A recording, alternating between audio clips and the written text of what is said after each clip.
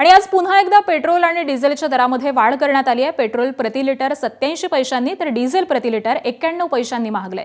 गेल्या 10 दिवसांमधील ही तिसरी दरवाढ आहे। दरवाढ जरी झालेली असली तरी पेट्रोल पंपावरती वाहनांच्या रांगा लागलेल्या पाहायला मिळत आहेत। याचाच आढावा घेतलाय आमचे प्रतिनिधी अजय माने यांनी।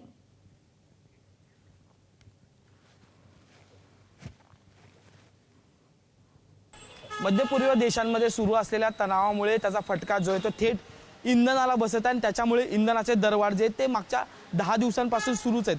देशाचे पंतप्रधान नरेंद्र मोदी यांनी आवाहन केलेलं आहे की इंधन जे ते वाचवावं आणि जेवढा काही प्रवास असेल तो सर्वसामान्य लोकल ट्रान्सपोर्ट जे आहे त्याच्यानी करावा।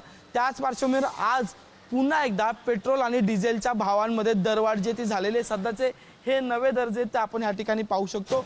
पेट्रोलचा दर आता प्रति लिटर 108 रुपये 45 पैसे झालेला आहे, तर डिझेलचा दर जो आहे तो 95 रुपये 2 पैसे झालेला आपल्याला पाहायला मिळतो। त्यामुळे पुन्हा एकदा पेट्रोल आणि डिझेल म्हणजे पेट्रोल प्रति लिटर 87 पैशांनी वाढलेलं, तर डिझेल प्रति लिटर 91 पैशांनी महागलेला आपल्याला पाहायला मिळते। त्यातच सीएनजी मध्ये सुद्धा जे तो 1 रुपयाची दरवाढ झालेली आपल्याला पाहायला मिळते।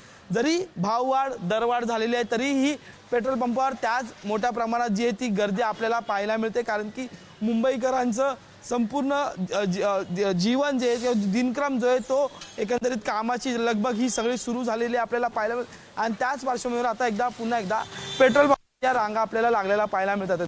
एकीकडे दरवाढ झालेली मागच्या 10 दिवसांमध्ये 5 रुपये जे ते या संपूर्ण पेट्रोल डिझेलमध्ये वाढलेले आणि त्याचा फटका सर्वसामान्यांच्या खिशाला बसला जातं असं म्हटलं जातं।